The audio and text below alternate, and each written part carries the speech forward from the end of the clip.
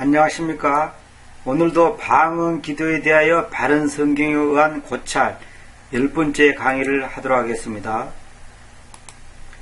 제가 다시 한번 고린도전서 14장 2절을 보충 설명하겠습니다. 왜냐하면 알려지지 않은 언어 안에서 이야기하는 자는 사람들에게로가 아니라 하나님께로 이야기하기 때문이니, 왜냐하면 아무 사람도 그를 이해하지 못하기 때문입니다. 그렇지만은 그 영 안에서 그가 신비들을 이야기합니다. 자, 이 말이 지금 지난번에 영으로 비밀을 말한다, 이게 전부 번역이 잘못됐다고 내가 말씀드렸죠. 영 안에서 신비들을 말한다가 아니라 이야기한다. 그 다음에 영으로 신비들을 말한다가 아니라 영 안에서 신비들을 이야기하기 때문이다, 이렇게 해야 된다고 말씀드렸습니다. 근데 이걸 제가 잠깐 다른 말로 보충하면, 이것은 은사주의자들이 말하는 소위 오순절 운동하는 사람들이 말하는 방언이 아닙니다. 다시 말하자면 이것은 정상적인 언어를 말하는 사람들이 있다면, 다시 말하면 외국말을 해서 다른 사람에게 유익을 줄 수 있는 말을 할 수 있는 능력을 갖고 있는 사람은 이렇게 하라, 이 말인데, 지금 오늘 한국교회는 뭐냐면 이것을 마치 지금 오늘 한국교회에서 사람들이 무질서하게 그냥 막 랄랄랄라 하면서 하는 방언을 여기다가 지금 고린도전서 14장 2절을 하고 지금 한국에서 말하는 그 사람들이 개인적으로 하는 기도를 지금 니꼬를 시키는데, 절대 그런 뜻이 아니에요.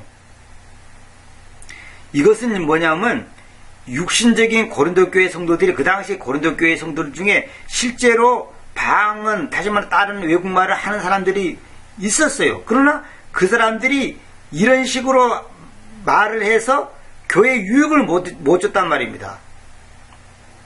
그 사도행전에서는 단 한 번도 이런 식으로 방언의 은사, 다시 말하면 외국말을 하는 그 선물이 사용된 적이 없어요. 무슨 말이냐면 혼자서 막 떠들고는 그런 식으로 된 적이 없다는 거예요.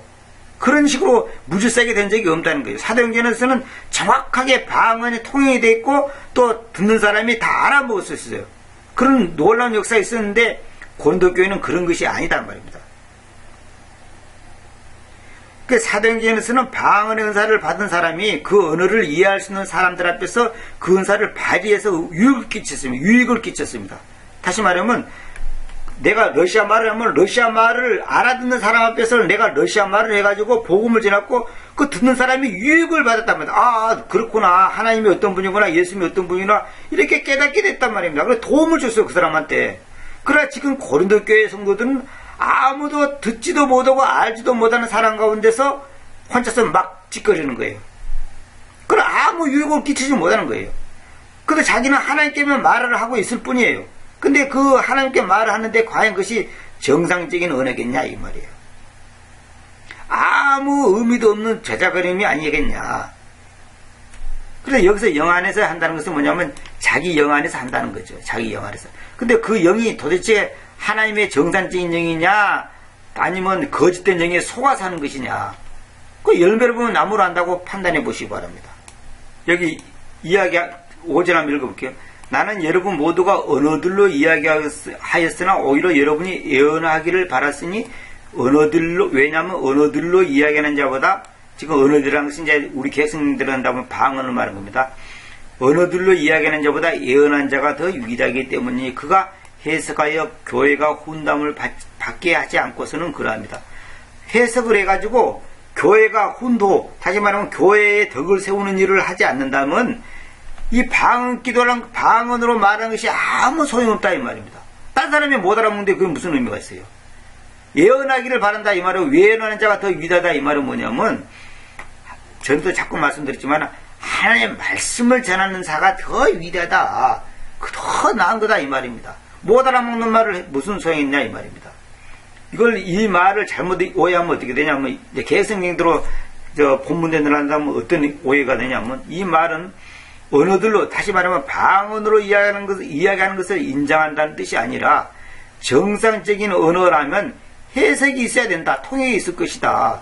근데 해석이 없다면 그것은 비정상적인 언어다. 즉 거짓이라는 것을 말하는 것이니, 다시 말하면 15나라 언어로 동시에 말하게 하시는 성령님께서 굳이 고린도 교회에서만 알려지지 않은 언어 안에서 이야기하여 해석하게 한다는 것도 말이 안 된다는 것이다.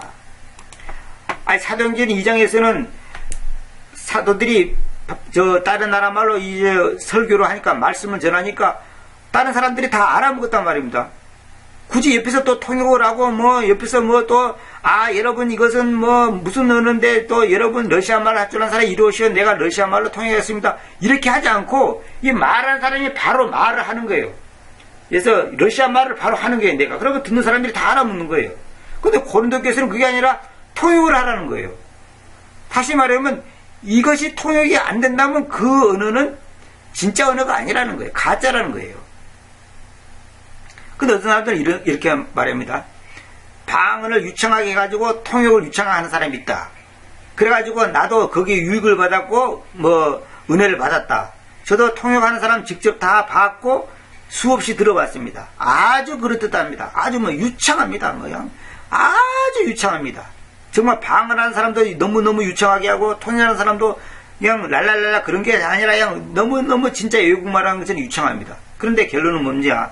열매를 보면 나무란다고? 그 열매가 잘못됐어요. 무슨 말이냐? 그 방언하는 사람을 말하는 그 통역을 한 내용이 나중에 보면 다 틀려버렸어요. 틀렸다니까요. 그러면 그것이 하나님으로부터 온 것이냐 이 말입니다. 틀렸는데 설령 혹 맞췄다 할지라도 점쟁이가 점치듯이 맞췄다 할지라도 절대로 그것이 하나님부터 왔다고 하는 보장이 될 수가 없는 겁니다. 아까도 지난번에도 말씀드렸지만은 기적이 일어났다고 해서 안전병이 일어났다고 해서 봉사가 눈을 떴다고 해서 하나님의 역사다 이렇게 단정 지으면 큰일 난다는 거죠. 절대 그런 게 아닙니다. 절대로 그런 게 아닙니다. 이방 종교에서도 얼마든지 기적이 일어납니다. 그러니까 여러분들이 지금 자꾸만 체험, 기적, 뭡니까? 죽은 조상이 물에 빠져 죽었는데, 너 어디서 왔냐? 그러니까, 내가 시아버지다! 그러니까, 왜 왔어? 그러니까, 내가 물에 빠져서 억울해서 왔다! 나를 좀 따뜻한 대로 모셔라! 그러니까, 물에 빠진 그 혼을 달래기 위해서 구슬해가지고 위로를 했더니, 이제 그것이 없어졌다. 그 병이 없어졌고, 우환이 없어졌다. 이런 거 많이 봅니다. 이게 바로 마귀가 말하자면, 북치고 장구치고 하는 거고, 짜고 치는 고스톱이라는 거, 짜고 치는 고스톱이라는 거예요. 마귀가 여러분, 죽은 조상이 물에 빠져 죽었는지, 목매에 죽었는지, 벽으로 죽었는지 모릅니까? 다 알지. 그냥 그것을 정확하게 알아맞히니까, 놀랐다 그래가지고, 쓰러지고, 자빠지고, 개버프 넣고, 안 나가, 그러니까, 나가, 그러니까, 나가고 쓰러지니까 마치, 이건 성령의 역사다. 그래가지고 이제, 사람들이 깜빡 죽고 그러는데, 그런 게 아닙니다. 제가 이런 얘기 하려면 끝이 없습니다. 끝이 없어. 자, 봅시요. 이제 형제들이여, 만일 내가, 6절입니다. 14장 6절. 만일 내가 언어들로 이야기하면서, 이거는 이제 객성된다면 방언으로 이야기하면서 그 말이죠. 여러분에게로 온다면, 내가 계시에 의해서나 지식에 의해서나 예언하기에 의해서나 교리에 의해서 여러분에게 이야기하지 않고서는 무엇을 내가 여러분에게 유익을 주겠습니까? 봐보세요. 언어들로 언어면서 방언으로 이야기하면서 여러분에게 온다면, 다시 말하면 알아먹지도 못한 말로 여러분 앞에 찌꺼린다면 내가 계시에 의해서나 지식에 의해서나 예언하기에 의해서나 교리에 의해서 여러분에게 이야기하지 않고서는 무엇을 내가 여러분에게 유익을 주겠냐? 사도 바울이 만약에 고린도 교인들이 알아먹지도 못한 말로 막 찌꺼렸다 합시다. 막 얘기했다 합시다. 그게 무슨 의미가 있냐는 거죠. 그게 무슨 의미가 있냐는 거죠. 그게 무슨 의미가 있냐는 겁니다. 얼마 전에 한 몇 년 전에 그거 유명했죠. 하늘의 언어라고 책 쓴 사람 있잖아요. 방송국 감독 출신 있잖아요. 그분 제가 개인적으로도 알고 있습니다. 그분 전화번호도 제가 알고 있어요. 그분이 한때 우리나라 전국을 휩쓸었잖아요. 하늘의 언어라고 그랬고, 그분도 이제 방언에 대해서 눈 떴다 그래가지고 그러고 회사면 회사, 단체끼리 교회면 교회, 무슨 선교단체면 선교단체 모여놓고 방언을 하고 방언하고 싶은 사람, 방언받고 사람 오시오 그래갖고 누구나 터질 수 있고 누구나 알 수 있습니다 그래갖고 어떻게 하면 방언이 믿음으로 터진다 그래갖고 터져갖고 내는 게 좋아가지고 나도 방언받았다 니도 방언받았다 그래갖고 하여튼 전국적으로 유명하고 아주 하루에도 몇 번씩 집회를 하고 그냥 서로 오라 그래가지고 너무너무 바빴잖아요. 그리고 책이 막 베스트셀러가 됐잖아요. 그리고 또 그걸 또 잘못됐다고 또 막 비판하는 책도 또 나오고 그랬지 않습니까? 근데 결론은 뭐냐면 그 열매가 어쨌든 결과가 아무것도 아니에요. 아무것도 없어요. 내가 그 집회 그 자리에 직접 참석도 해봤습니다. 내가 가만히 뒤에서 지켜봤어요. 결론은 뭐냐면 아무것도 없어요. 막 여기서 중얼중얼하고 여기서 우울하고 막 소리 지르고 막 난리치고 그 자기들은 지금 성령의 뜨거운 은사를 받고 능력을 받았고 지금 하나님의 일을 크게 할 거라고 지금 큰 소리 치고 지금 하는데 결론은 아무것도 없어요. 아무것도 아니에요. 아무 열매도 없습니다. 자기게 기분만 좋은 거예요. 마약 중독자가 마약 마시면 그냥 기분 좋고 술 중독자가 술 마시면 기분 좋잖아요. 그거 똑같은 거예요. 그걸 깨고 나면 그냥 아무것도 없고 허전하고 공허한 거예요. 그러면 또 방언해야 되는 거예요. 그리고 또 1시간 2시간 하면 속이 시원하고 후련하고 그냥 다 컬컬한 것이 그냥 뻥 떨어진 것 같고 말이지. 그게 꼭 아펜 중독자, 술 중독자하고 똑같은 겁니다. 그것이 무슨 의미가 있냔 말입니다. 그러나 하늘에 어른하는 책이 굉장히 많이 팔렸잖아요. 저도 처음에는 또 그것이 진짜인가 싶어하고 또 귀를 쫑게 됐죠, 사실은. 그러나 거의 다 거짓된 것이라는 것을 알게 됐습니다. 절대로 그런 거 아닙니다. 보세요. 그리고 생명 없는 것조차 생명 없는 것들조차 소리를 주면서 파이프나 하프든지 간에 그것들이 소리들 안에서 구별을 주지 않고서는 파이프로 부러지거나 하프로 타지는 것이 어떻게 알아지겠습니까? 아니 구별이 안 된다면 그 말이 음정이 구별이 안 된다면 그건 무슨 의미가 있냐는 말이에요. 그게 무슨 의미가 있냐는 거죠. 때문에 만일 나팔이 불확실한 소리를 준다면 누가 그 전투에 자신을 예비시키겠습니까? 불확실한 소리 준다면 그게 무슨 의미가 있냐는 나팔을 불었어. 근데 그 나팔이 지금 모이라는 소리인지 흩어지라는 소리인지 경고의 소리인지 아니면 뭐 기상 나팔인지 그것이 불확실한다면 누가 그 전투에 자신을 예비시키겠습니까? 자신을 준비하겠냐 이 말입니다.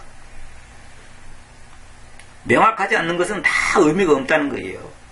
그렇게 마찬가지로 여러분은 여러분이 이해되기 쉬운 말들을 그 혀에 의해서 발언하지 않고서는 이해되기 쉬운 말들을 그 혀에 의해서 발언하지 않고서는 이야기되는 것이 어떻게 알아지겠습니까? 왜냐하면 여러분이 공중 속으로 이야기할 것이기 때문입니다. 허공을 치는 소리가 된다 이 말입니다. 메아리 소리밖에 안 된다 이 말이에요.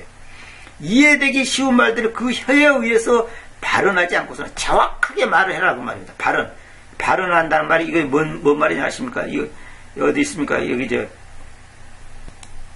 얻어 콩그리시 발음은 어터 그지만 얼어 그잖아요. 얻어. 발언한다는 것은 뭐냐면 이게 정상적으로 이 말이 표현된다. 말이 표현이 정확하게 분명하게 예스면 예스, 노면 이렇게 분명하게 표현되는 것을 뭐 발언한다 그죠. 그래서 아무개 의원님 일어나서 발언하십시오 그러죠. 그 무슨 말이에요?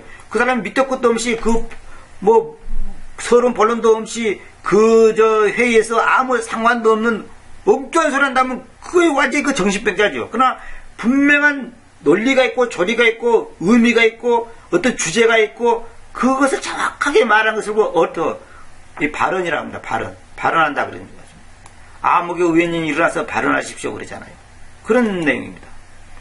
세상 안에서는 그렇게 여러 종류들의 음성이 있을 수 있어도 그것들 중에 하나도 표명 없이 있지 않습니다.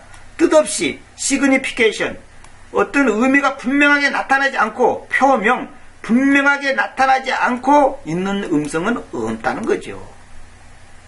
그런 게 없다는 거죠. 지금 한국교회에서 하는 떠드는 방언이라는 것은 그건 한마디로 봐서 아무짝에 쓸모없는 헛소리를 하는 겁니다. 근데 헛소리로 끝난 게 아니라 그 마귀가 그 음성을 통해서 하나님의 음성을 흉내를 내가지고 하나님을 저주하는지 누구를 저주하는 기도를 하는지 알 수가 없는 거예요. 자기는 하나님께 기도한다 했지만은 사실은 마귀한테 자기 혀가 붙잡혀가지고 누구를 저주하고 미워하고 예수님을 욕하고 그런 모독적인 말을 하는지 누가 아냐 모른단 말입니다. 제가 볼 때는 전부 다 마귀가 지금 마귀 입에서 좋은 얘기가 나올 리가 없죠. 전부 다 나쁜 얘기가 나오겠죠. 그러므로 만일 내가 그 음성의 의미를 알지 못한다면 나는 이야기하는 자에게로 바로바리 사람이고 사람으로 있을 것이고 이야기하는 자는 나에게로 바로바로 사람으로 있을 것입니다. 이 말이 무슨 말입니까?